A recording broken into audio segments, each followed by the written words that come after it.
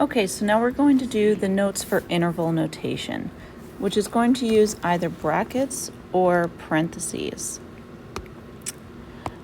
So an open endpoint is not included. When it's not included, you're going to use parentheses. A closed endpoint, fill that guy in, is included.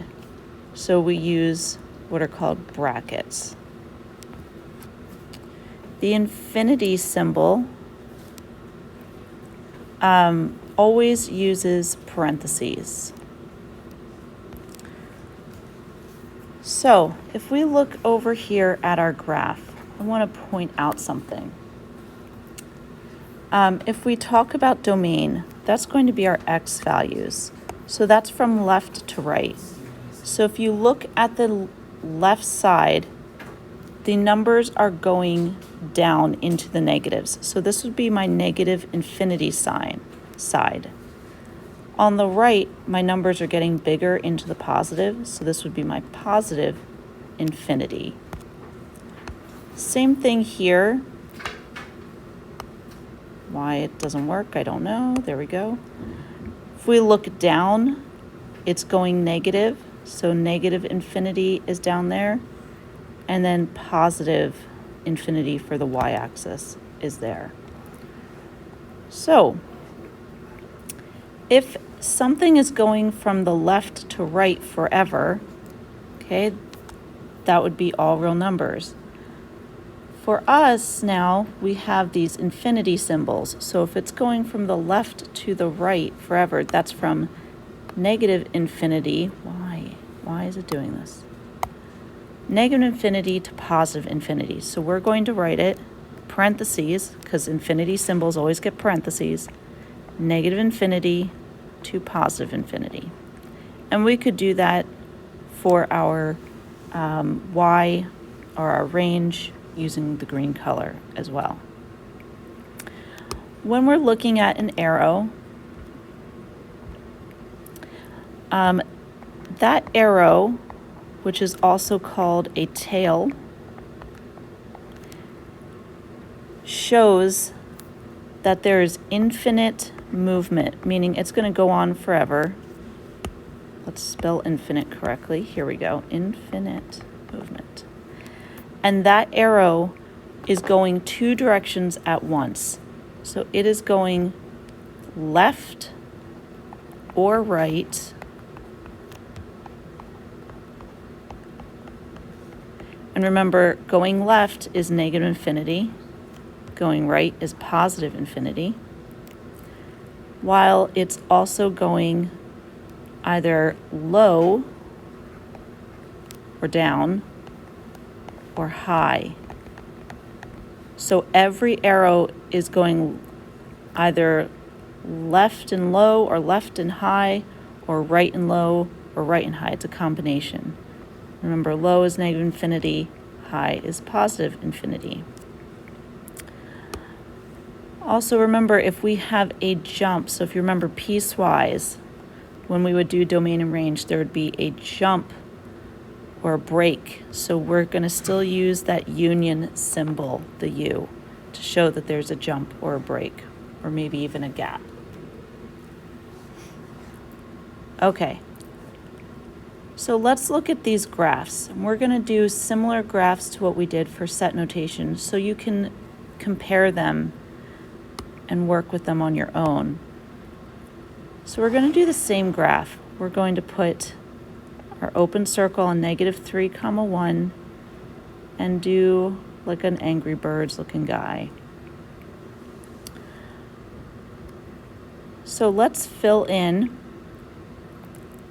We've got our all of our infinity signs. We're using red for domain. So we ask ourselves the same questions. How far left does it go?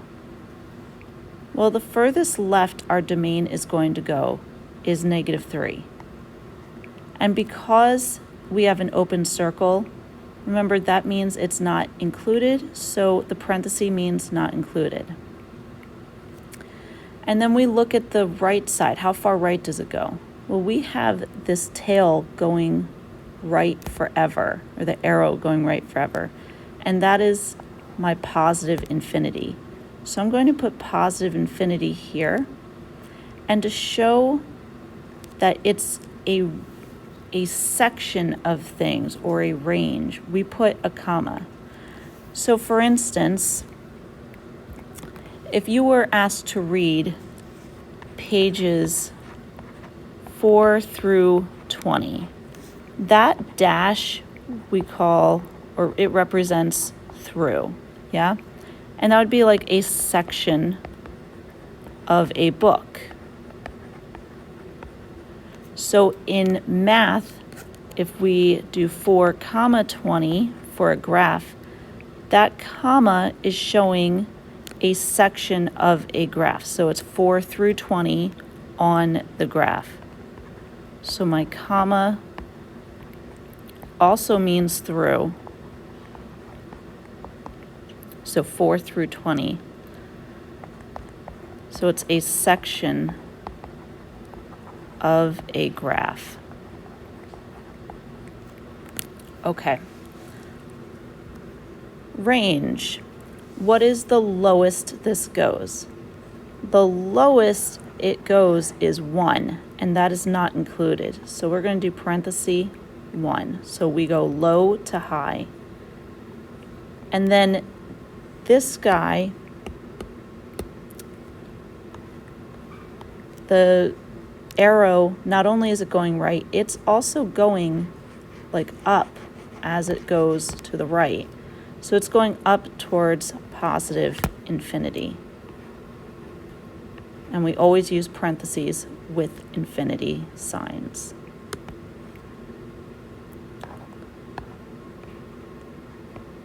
All right, let's look at our next graph. So same thing as above.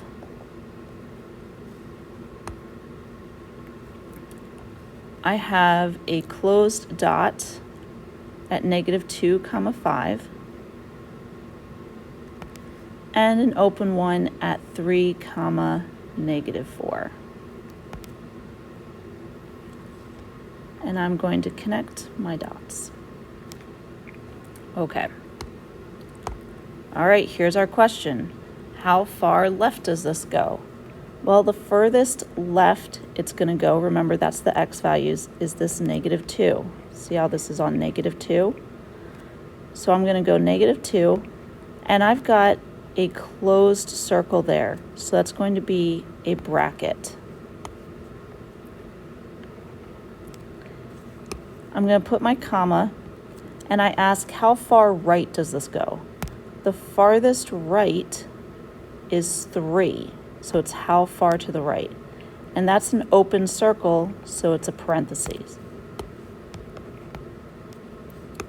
All right, let's do the range. How low does it go? Okay, we always go low first. The lowest this goes is -4, open circles, so that's going to be parenthesis, comma. Highest it goes is 5, and that's included. Closed circle gets a bracket. All right, one new graph we're going to do, and I'm going to zoom this in. We have started doing our absolute value graphs. So I'm going to place my vertex on 1, 4, and then I'm just going to go down 1 over 1 to make myself a pretty little V that's upside down. Okay, and let's straighten that out, make it look a little bit nicer, close enough. And same thing, straighten it, close enough. Okay, so here's my absolute value graph. So ask the question again, how far left does this go? Well, let's take a look at this arrow. Right now, this arrow is going left, but it's also going down. Okay, so we're referring to this guy here. If we look at our right arrow, It's also going down, but this one is going to the right simultaneously. So our domain, does it go left forever? Yes, I've got an arrow, it goes left forever. So that is going to be, that's my negative infinity side. So left forever, negative infinity. And then it goes right forever, positive infinity. Look in the middle, are there any gaps or any breaks? Nope. So I put my parentheses. Okay, so basically it's all real numbers, but we use infinities to explain it or to represent it. Okay, let's look at our range. How low does this go? Well, both tails are also pointing down, so it's going into our negative infinity. So remember, we write low to high, so we're going to go negative infinity. Infinities always get parentheses. And then we ask, how high does this go? So the highest this goes on my y is going to be positive 4. So I'm going to put positive 4.